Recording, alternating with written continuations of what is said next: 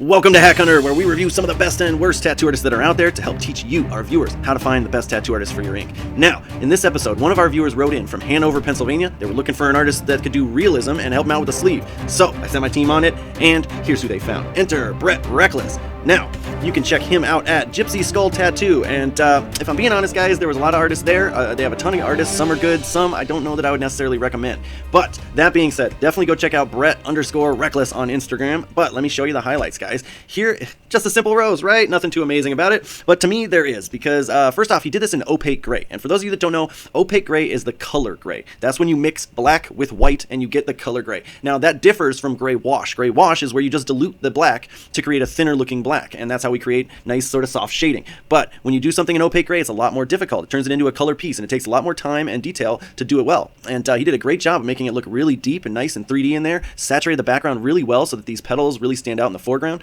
And so I was absolutely very impressed with this. He didn't overdo the white, just enough accents in there so that you can see the folds and the small petals. So overall, just a brilliant little piece. But let me show you what we came here for, the realism, the portrait work.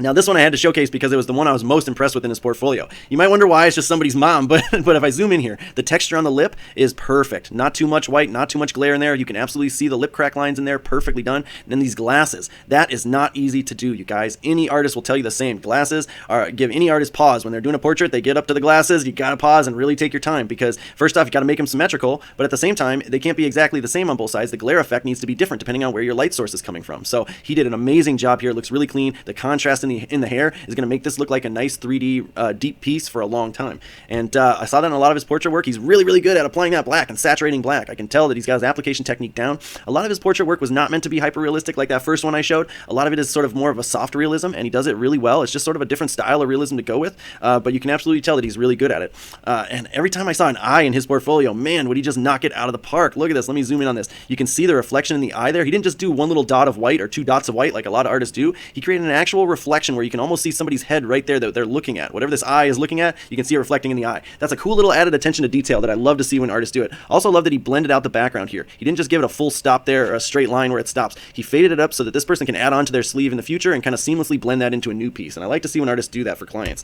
Here's another eye, again with the glare effect, brilliant. The texture in the iris, really well done. These eyelashes look very clean, very naturally done. So overall, he is just knocking it out of the park with these eyes for sure. And he does a lot of this sort of dark imagery really well as well. The skull looks great. I can tell it was a cover-up. I can see that peeking through just a little bit right there. You can see that cover-up peeking through. But overall, your eye is not drawn to that. Your eye is kind of drawn to what's going on here and how 3D this looks with the chest pieces in the foreground and the contrast in the skull's cloak there. It looks really, really well done.